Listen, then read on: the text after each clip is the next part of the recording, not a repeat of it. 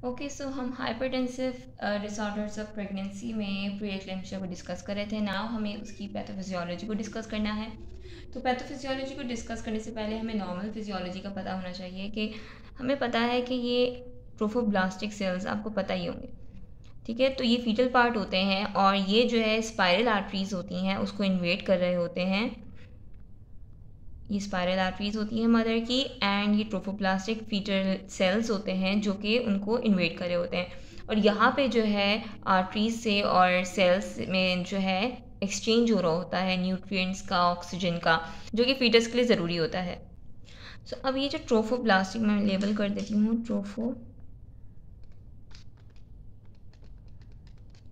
Trophoblastic sales, ठीक है। तो अब ये जो स्पाइरल आर्टरीज होती हैं इनमें जो है, ये मदर की स्पाइरल आर्टरीज होती है, इनमें जो है ब्लड फ्लो जो है वो बहुत ज़्यादा होता है, एंड जो है रेजिस्टेंस इम्पिडेंस वो कम होती है। क्यों? ताकि जो फीटस है उसको अच्छी तरह न्यूट्रिशन मिले।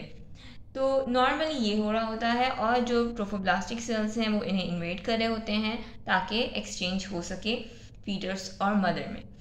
सो हेयर प्री एक्लेम्पशिया में क्या हो रहा होता है, एक तो ये जो ट्रोफोब्लास्टिक सेल्स हैं ये सही से इन्वेड नहीं कर पाते स्पाइरल आर्टरीज को।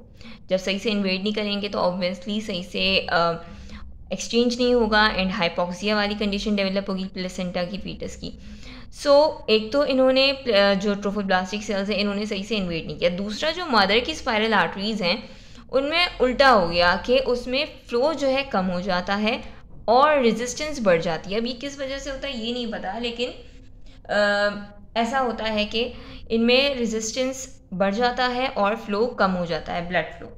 सो ये जो मैंने लिखा है ना, resistance increase, that is stage 1, तो उसमें यही हो रहा होता है। एंड इस वजह से जो है प्री एक्लेम्पशिया हाइपरटेंशन वाली कंडीशन डेवलप हो रही होती है। ऑब्वियसली जब रेजिस्टेंस बढ़ेगा, हमें पता है कि blood pressure is equals to heart rate and into peripheral vascular resistance। तो अब हार्ट रेट बढ़े या रेजिस्टेंस बढ़े, यहाँ पे रेजिस्टेंस बढ़ रहा है तो दोनों कंडीशन में ब्लड प्रेशर बढ़ेगा, हाइपरटेंशन की कंडीशन डेवलप हो रही है। अब स्टेज 2 में क्या हो रहा होता है कि मदर में जो आर्टरीज, मदर की जो आर्टरीज थी उनमें रेजिस्टेंस बढ़ा, उसने हाइपरटेंशन इंड्यूस करवाई। अब हाइपरटेंशन की वजह से, अब ये रेजिस्टेंस बढ़ने की वजह से, एंड ये जो ट्रोफोब्लास्टिक सेल्स हैं इन्होंने सही से जब इन्वेड नहीं किया था, तो इस वजह से ऑब्वियसली जो एक्सचेंज है वो प्रॉपर नहीं हो पाती, ऑक्सीजन की डेफिशिएंसी हो जाती है, तो प्लेसेंटा में हाइपोक्सिया होता है। तो वो जब हाइपोक्सिया की कंडीशन डेवलप हो रही होती है तो जाहिर सी बात है प्लेसेंटा कुछ कंपनसेटरी रिस्पॉन्स दे रहा होता है, उसमें क्या हो रहा होता है, इन्फ्लेमेटरी मीडिएटर्स रिलीज हो रहे होते हैं प्लेसेंटा से स्टेज 2 में ना।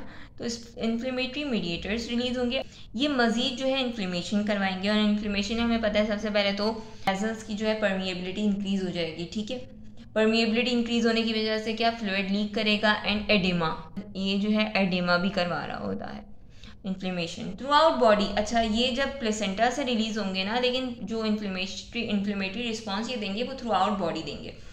तो एक तो एडिमा डेवलप हुआ, दूसरा अब फिर जब वेजो डायलेशन होती है उसके बाद कंपनसेटरी वेजो कॉन्स्ट्रिक्शन भी हो रही होती है। मजीद वेजो कॉन्स्ट्रिक्शन होने की वजह से अगेन रेजिस्टेंस बढ़ती है एंड ब्लड प्रेशर राइज होता है, तो हाइपरटेंशन हो रही होती है मजीद।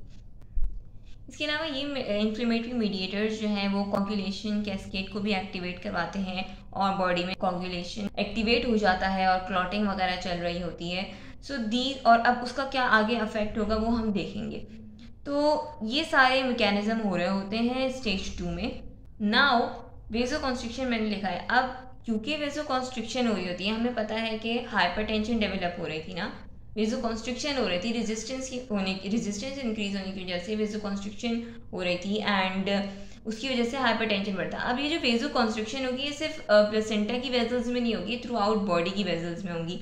और वो कहाँ होगी और किस तरह अपना इफेक्ट शो करेगी, जैसे कि किडनी की हमने यहाँ पे बात करी है। किडनी में हमने लिखा है ग्लोमेरुलो एंडोथेलियोसिस, ये कंडीशन होती है जो स्पेसिफिकली प्री एक्लेम्पशिया में डेवलप हुई होती है। सो हमें पता है कि ग्लोमेरुलस में फिल्ट्रेशन होती है, इसमें और जो है जो भी एक्सेस फ्लूइड, एक्सेस जो चीज़ें होती हैं वो फिल्टर होकर वोमेंस कैप्सूल में जाती हैं, एंड देन वहाँ से एक्सक्रीट हो जाती हैं यूरिन में। लेकिन नॉर्मली इसमें प्रोटीन जो है एक लिमिटेड अमाउंट तक ही एक्सक्रीट हो रहा होता है, उससे ज़्यादा नहीं होता। अब इसमें इस तरह की एक कंडीशन डेवलप हो रही होती है, स्पेशली इन प्रीएक्लेम्पशिया दैट इज ग्लोमेरुलोएंडोथेलियोसिस। इसमें क्या हो रहा होता है कि जो आर्टरीज़ के एंडोथेलियल सेल्स हैं, ग्लोमेरुलर जो आर्टरीज़ हैं उनके एंडोथेलियल जो सेल्स हैं उनमें स्पेसेस बढ़ जाती हैं, और वो स्पेसेस इस तरह से बढ़ती हैं कि वो सिर्फ प्रोटीन को जो है वो एक्सक्रीट करवा रही होती हैं, वो फिल्टर कर रही होती हैं, और प्रोटीन जो है ज़्यादा एक्सक्रीट हो रहा होता है यूरिन में, जबकि और जो कॉन्टेंट्स हैं वो एक्सक्रीट नहीं हो रहे होते, only for protein. Again lead to edema. किस तरह के जब प्रोटीन लूज़ कर जाएंगे बॉडी से, ज़्यादा ब्लड में प्रोटीन की कमी हो जाएगी, तो ये जो वेजल्स में ऑनकोटिक प्रेशर है वो मेंटेन नहीं रह पाएगा, और जब वेजल्स का ऑनकोटिक प्रेशर मेंटेन नहीं रह पाएगा तो अगेन फ्लूइड जो है लीक करेगा एंड एडिमा की कंडीशन डेवलप होगी। तो यहाँ पे भी एक हमें एडिमा इस वजह से भी डेवलप हो रहा होता है। अच्छा, अब ये जो वेजो कॉन्स्ट्रिक्शन है रेजिस्टेंस बढ़ने की वजह से और हाइपरटेंशन होने की वजह से, यही जो है सारे थ्रू आउट द बॉडी अपना इफेक्ट शो करी होगी। किडनी पे हमने देख लिया, अब लिवर पे किस तरह, यहाँ पे मैंने लिखा है इंक्रीज लिवर एंजाइम्स। अब हम इसको देख लेते हैं। जैसे कि हमने स्टेज 2 में देखा था और पहले देखा था कि एक तो रेजिस्टेंस इंक्रीज होने की वजह से वेजो कॉन्स्ट्रिक्शन हो रही है थ्रू आउट द बॉडी, तो इसी तरह लिवर जो है, लिवर की जो वेजल्स हैं उनमें भी एक तो वेजो कॉन्स्ट्रिक्शन हो रही है। दूसरा ये कि इन्फ्लेमेटरी मीडिएटर्स रिलीज़ हो रहे थे, जिसकी वजह से हमने देखा था कोगुलेशन भी एक्टिवेटेड थी। और ये जो हाइपरटेंशन और रेजिस्टेंस और ये वेजो कॉन्स्ट्रिक्शन, इन सब की वजह से जो है ये वेजल डैमेज भी हो रही होती हैं। तो जब ये वेजल्स डैमेज होती हैं और side by side inflammatory mediators increase होते हैं, तो ये जो है कोगुलेशन करवा रहे होते हैं। तो अब जैसे जैसे जहाँ जहाँ वेजल्स डैमेज हो रही होती है वहाँ पे कोगुलेशन भी चल रहा होता है, प्लेटलेट्स आके डिपॉजिट हो जाते हैं, फिब्रिन डिपॉजिट होते हैं। तो लिवर में भी ये हो रहा होता है कि प्लेटलेट्स, लिवर की वेजल्स होती हैं, हाईली वेस्कुलर ऑर्गन है, तो लिवर की जब वेजल्स डैमेज हो रही होती हैं तो वहाँ पे आके क्लॉटिंग हो जाती है, कोगुलेशन जो कैस्केड है फिर वहाँ पे वो क्लॉटिंग करवाता है, तो प्लेटलेट्स जो है वो कंज्यूम हो रहे होते हैं और जो है फिब्रिन डिपॉजिट हो रहा होता है। एक तो ये वेजल्स के साथ हो रहा होता है, और दूसरा ये कि हाइपरटेंशन की वजह से जो है जो एंडोथेलियल डैमेज हो रहा होता है उसकी वजह से inflammation through out the body होती है, एंड इसी तरह लिवर में भी इन्फ्लेमेशन चल रही होती है। सो लिवर में अब जब इन्फ्लेमेशन होती है तो हमें पता है कि लिवर की इन्फ्लेमेशन को हेपेटाइटिस कहते हैं, और हेपेटाइटिस में हमारे पास ALT और AST, ये जो दो एंजाइम्स हैं ये बढ़े हुए आ रहे होते हैं। इसी तरह हम उसको LFTs में चेक करते हैं। तो अब इन्फ्लेमेशन यहाँ पे भी लिवर में चल रही है, इट्स नॉट हेपेटाइटिस, हेपेटाइटिस नहीं होता, लेकिन उसकी तरह की इन्फ्लेमेशन चल रही होती है। तो अगेन हमारे पास ये जो दो एंजाइम्स हैं वो रेज्ड आ रहे होते हैं। अब जब ये लिवर में चल रहा होता है, इसके साथ साथ वाइड स्प्रेड हेमोलिसिस भी होती है। RBC जब वेजल्स जो है वो काफ़ी उसमें डैमेज हुआ होता है, क्लॉटिंग भी चल रही होती है, क्लॉट्स भी बने होते हैं, तो काफ़ी जो स्मूथ वेजल्स है, जो वेजल स्मूथ है वो तो नहीं रह पाती, और फिर जब वेजल स्मूथ नहीं रह पाती तो RBCs जो है वो ब्रेक डाउन ज़्यादा होते हैं, और फिर RBCs की ज़्यादा ब्रेक डाउन की वजह से वाइड स्प्रेड हेमोलिसिस है। इसमें इसी के साथ जो है हमारे पास बिलिरुबिन भी रेज्ड आ रहा होता है। सो ये सब फाइंडिंग्स हमें मिल रही होती हैं, और इस तरह इसकी पैथोफिजियोलॉजी डेवलप हो रही होती है। अच्छा, तो अब यहाँ पे मैंने लिखा है एक हेल्प सिंड्रोम, ये बहुत इंपॉर्टेंट है। सो हेल्प सिंड्रोम में 3 बातें आती हैं। नंबर 1, एक तो लिवर एंजाइम्स जो हैं वो इंक्रीज हैं,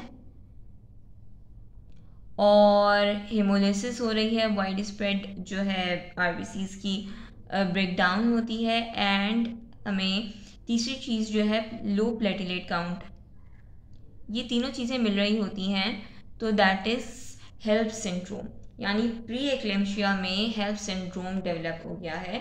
अच्छा, लो प्लेटलेट काउंट मैंने आपको ऊपर बताया था कि कोगुलेशन में प्लेटलेट्स कंज्यूम हो रहे होते हैं, सो इसलिए लो प्लेटलेट काउंट। तो अगर ये तीनों कंडीशन हमें डेवलप होती हुई नज़र आ रही हैं, लाइक एक पेशेंट आया है एंड उसमें ये सारे क्लिनिकल जो साइंस है प्री एक्लेम्शिया के, जिसमें हेडेक आता है, एडिमा हमें नज़र आ रहा है, specially peri orbital oedema, and headache मिल रहा है, एडिमा मिल रहा है, इसके अलावा विजुअल डिस्टर्बेंस, इसलिए क्योंकि थ्रू आउट जब वेजल्स बॉडी की जो वेजो कॉन्स्ट्रिक्शन हो रही होती है तो वो आई की रेटिनल वेसल्स को भी डैमेज कर रही होती है, उसमें भी पैपिलो एडिमा और डिफरेंट जो हमने पढ़े थे हाइपरटेंसिव रेटिनोपैथी वाले साइंस भी हमें मिल सकते हैं।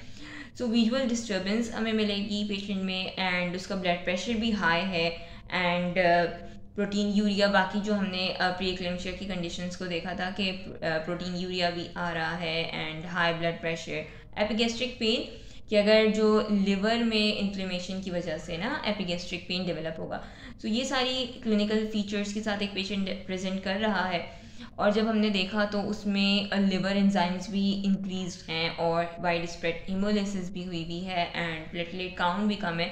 तो दैट कंडीशन इज़ कि प्री-एक्लेम्शिया में patient has developed the HELLP syndrome. ये एक इमरजेंसी कंडीशन होती है और इसमें पेशेंट को फ़ौरन एडमिट करते हैं और फिर उसमें उन्हें मेडिसिन देते हैं कि उसकी जो इन्फ्लेमेशन है वो कंट्रोल हो जाए, क्योंकि वाइड स्प्रेड इन्फ्लेमेशन की वजह से तो ये हो रहा है और क्लॉटिंग भी डिरेंज आ रही होती है। So this was about the pathophysiology. तो हमने इसकी पैथोफिजियोलॉजी देख ली है, क्लिनिकल फीचर्स भी देख लिए हैं। अब हम इसकी इन्वेस्टिगेशन और मैनेजमेंट को जल्दी से एक छोटी सी वीडियो में नेक्स्ट वीडियो में बनाऊंगी अलग से, उसमें हम ज़रा सा उसको देख लेंगे। सो हमारा हाइपरटेंसिव डिसऑर्डर्स ऑफ प्रेगनेंसी का टॉपिक हो जाएगा।